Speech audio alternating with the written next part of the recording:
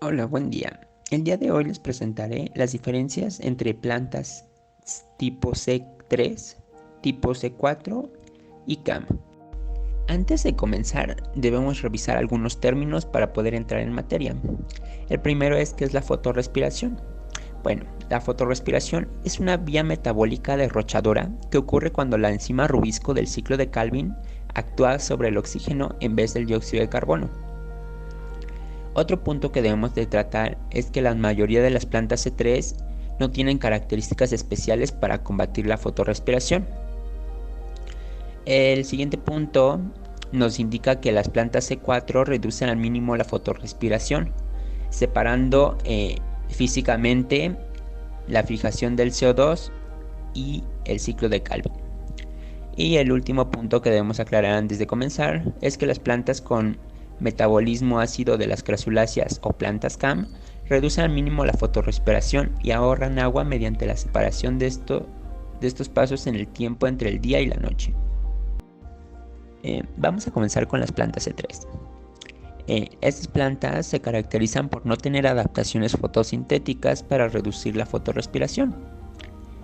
En estas, el primer paso del ciclo de Calvin es la fijación del dióxido de carbono mediante la rubisco, y las plantas que utilizan solo este mecanismo estándar de fijación de carbono se llaman plantas C3, por el compuesto de 3 carbonos que produce la reacción. Casi el 85% de las especies de plantas del planeta son C3.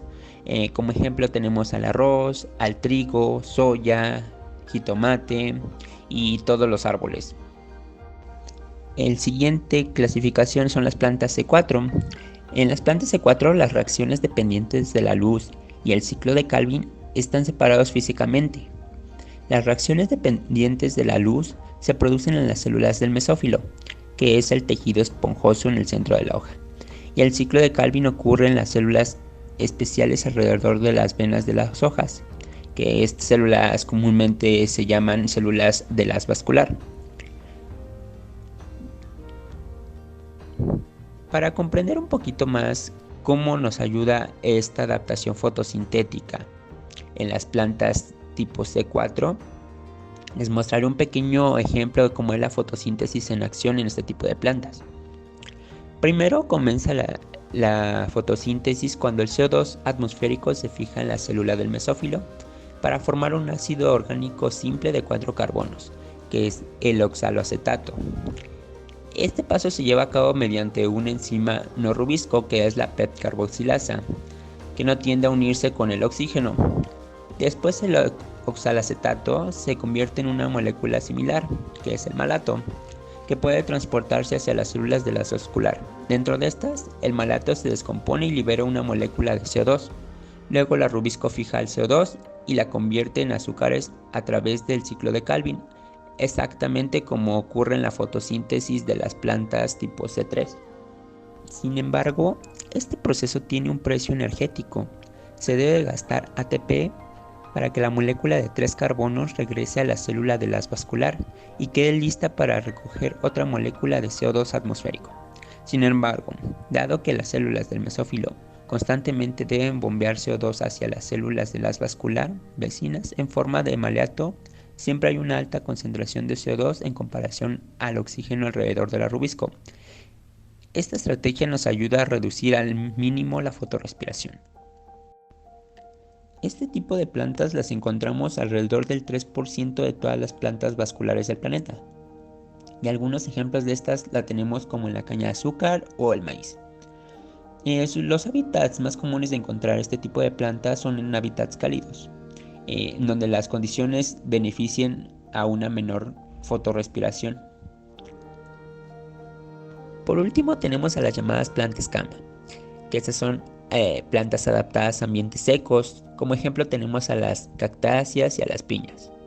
Estas utilizan la vía del metabolismo ácido de las crasuláceas, o por sus siglas CAM. Estas reducen al mínimo la fotorrespiración. En vez de separar las reacciones dependientes de la luz y el uso de CO2 en el ciclo de Calvin como las plantas C4, estas no la hacen en función al espacio, sino que estas separan sus procesos en función al tiempo. Es decir, Por la noche abren sus estomas para que el CO2 se difunda en las hojas. Este CO2 se fija en el oxalatato mediante la PEP-carboxilasa, que es lo mismo que sucede en las plantas C4, que luego se convierte en malato o un ácido orgánico de otro tipo. El ácido orgánico se almacena dentro de las vacuolas hasta el día siguiente.